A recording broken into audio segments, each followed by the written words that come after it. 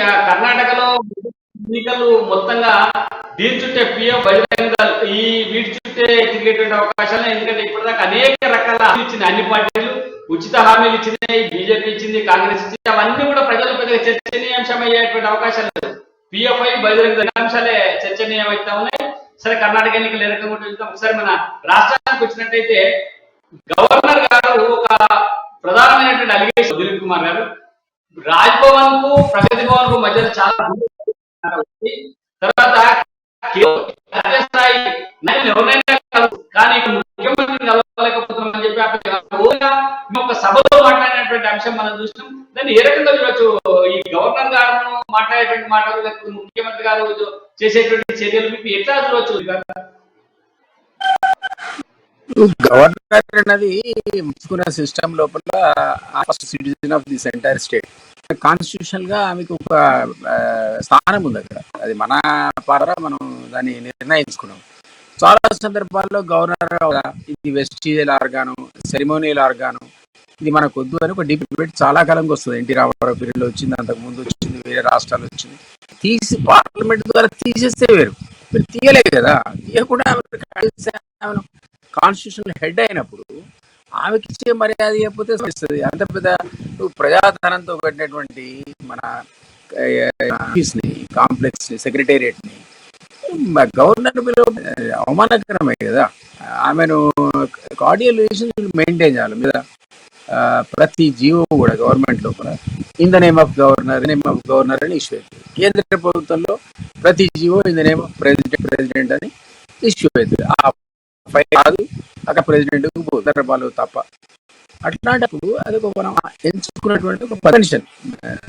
అట్లాంటి దాన్ని మనం గౌరవించుకున్నది సీఎం తెలియకపోతే, పిల్లల చేష్టలు కాకపోతే, ఆయన ప్రధానమంత్రి వస్తే పోడు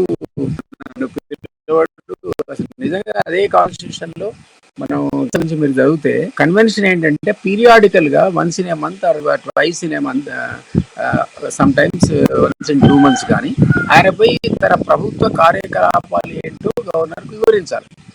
ఎందుకు వివరించట్టు సభల లోపల ఆమె చదివేది ఏముంటది? నా ప్రభుత్వం ఆమె అసలు ఆమె ప్రభుత్వమే కాదు నిజం చెప్పాలంటే. అయినా కూడా ఆమె దానికి రిపోర్ట్ మాట్లాడాల్సిన పరిస్థితి యాజ్ పర్ కన్వెన్షన్స్. అది నువ్వు బ్రేక్ చేసి ఆమెకు బ్రీఫ్ ఏం జరుగుతుందో చెప్పక మొదటిసారి అయితే స్పీచ్ ఇవ్వని కూడా ఇవ్వలేవాడు. ఆమె చదువుకుందని గందరగోళం, కేంద్రాన్ని ప్రశంసించింది ఆయన అని ఏ డైలీ పేపర్ చదవాలన్నా అంటే. ఆ తర్వాత అసలు ప్రోగ్రామ్ ఏం చెప్పి కూడా పిలవాలి.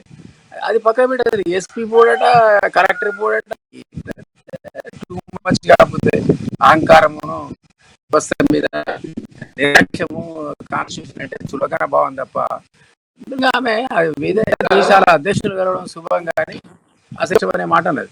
అని మాకు రాజ్భవన్ కు సీఎం ఆఫీస్ కి సంబంధం అంటే సెక్రటరీ రాజ్భవన్ కు హార్డ్లీ 2 kilometers లేదు, దూరం ఉంది అన్నది. దూరం సహజంగా ఉంది, కనపడుతుంది. మనం ఆ విధమైన థియరీస్ ఆఫ్ ఇన్సల్ట్స్ ఆ మీద వీళ్ళు వేస్తున్నప్పుడు సహజంగా హ్యూమన్ బీయింగ్ కదా, అసలే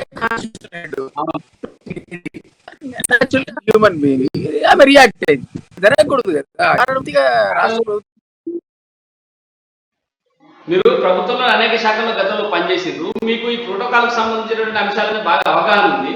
అంటే ఢిల్లీలో కూడా మీరు అనేక సంవత్సరాలు ఢిల్లీలో కూడా కేసీఆర్ కేంద్ర మంత్రిగా ఉన్నప్పుడు అక్కడ దగ్గరగా చూసింది ప్రధానమంత్రుల్ని, తర్వాత రాష్ట్రపతిని, అక్కడ ఉండేటువంటి ఈ ఒక నాయకుడికి ఒక నాయకుడికి మధ్యన ఉండేటువంటి సంబంధం అంటే మామూలు స్నేహము సంబంధం కంటే అధికారికంగా ప్రోటోకాల్ ఏ విధంగా ఉంటుంది? అసలు గవర్నర్ గారిని పైన చర్యలు తీసుకోవడానికి లేదా?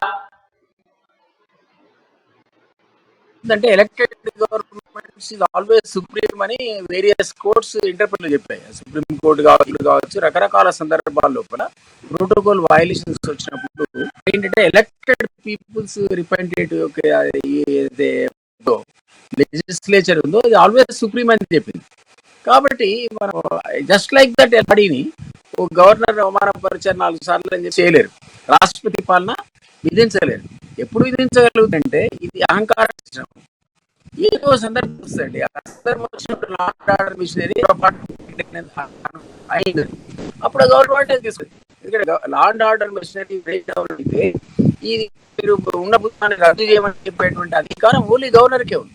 సో ఆమె అవకాశం ఇవ్వకుండా రద్దు చేసే అవకాశం ఏర్పడింది. అంటే మీరు కావాలని లేనిపోతుంది ఇన్వైట్ చేయండి ట్రబుల్ని.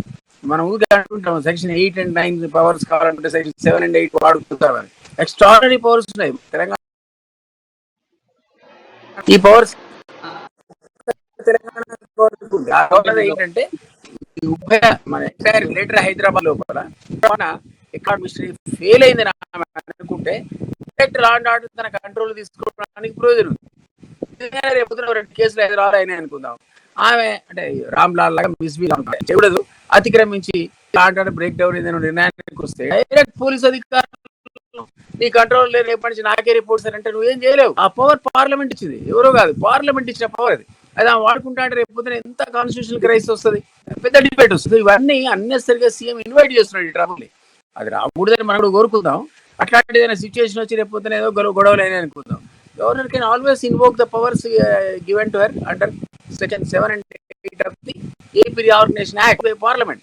మరి తెలుసో తెలియదో నాకు తెలియదు. ఇంకొక ప్రమాదం ఏంటంటే రేపు పొద్దున ఎలక్షన్స్ ముందే అసెంబ్లీ డిజాల్వ్ చేస్తాడు, 1 నెల ముందు డిజాల్వ్ చేస్తాడు. కన్వెన్షన్ ఏంటంటే మళ్ళా ఎలక్షన్ వచ్చేంత వరకు మీరే కంటిన్యూ కండి చీఫ్ మినిస్టర్ గారి కన్వెన్షన్, కాన్స్టిట్యూషన్ కాదు. ఈయన ఎందుకు కొట్టలేదు ఎన్నికలకు. ఇప్పుడు కనుక డిజాల్వ్ చేసి ఆమె దగ్గరికి పోయి మేడం నేను డిజాల్వ్ చేస్తున్నా ఎలక్షన్స్ పెట్టామనేమో చీఫ్ ఎలక్షన్ కమిషనర్ రాసి ఇక్కడ ఈమె కాగితం ఇచ్చేస్తే ఆమె మంచిది రావు గారు ఇంటి పెట్టి ఇదా అని అంటది. ఆమె రాష్ట్రపతి పాలన పెడుతుంది, ఆమెకు కన్వెన్షన్ పిలవడం అనేది.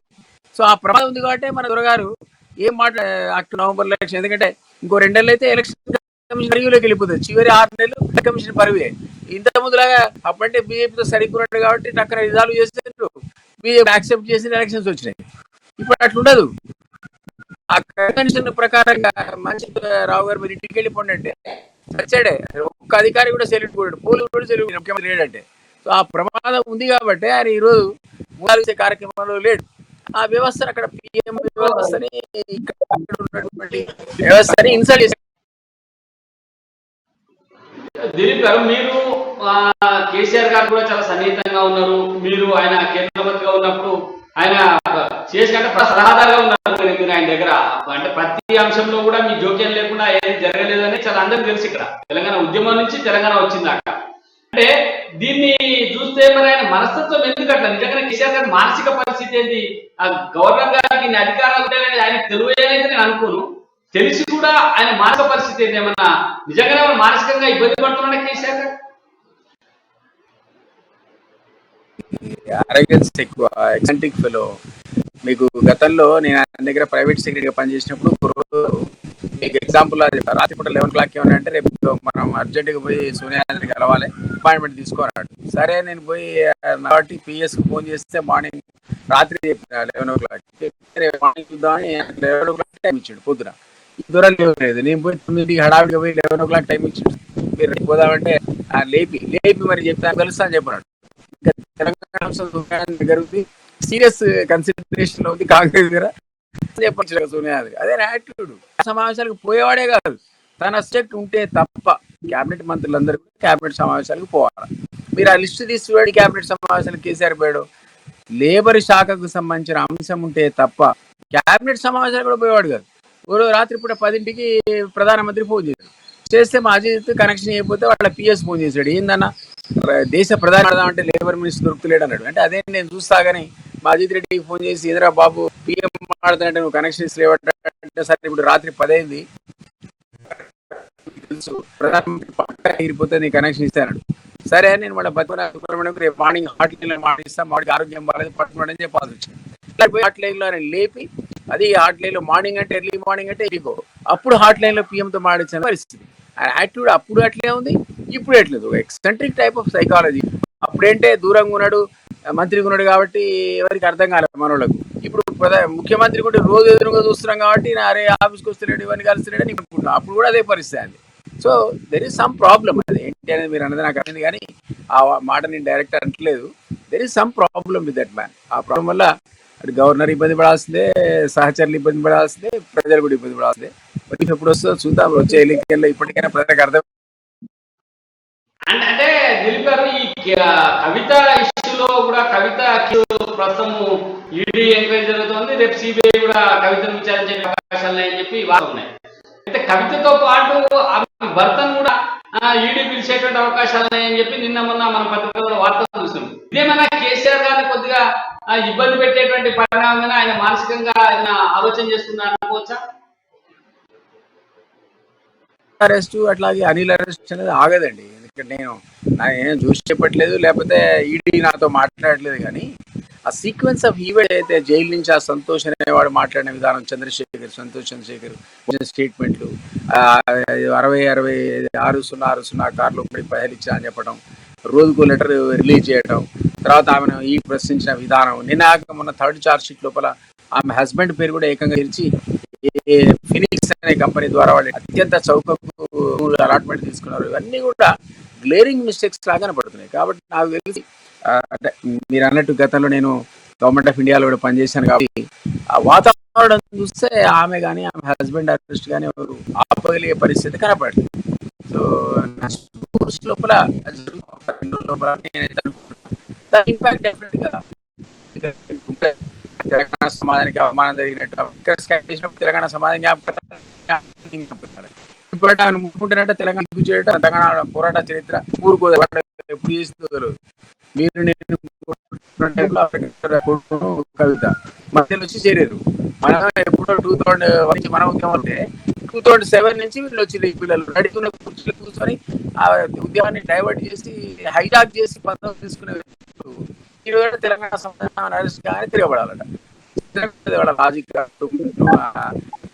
కానీ కేటీఆర్ మాటలు. సో నేనైతే అనుకోవడం అరెస్ట్ అవుతుంది అనుకో. సార్ ఇదే అంశం పైన మన కృష్ణమూర్తి గారితో మాట్లాడుతున్నారు. కృష్ణమూర్తి గారు, ప్రధానంగా గవర్నర్ కి ప్రభుత్వం మధ్యన ఒక గ్యాప్ పెరుగుతా ఉంది. గవర్నర్ గారే స్పష్టంగా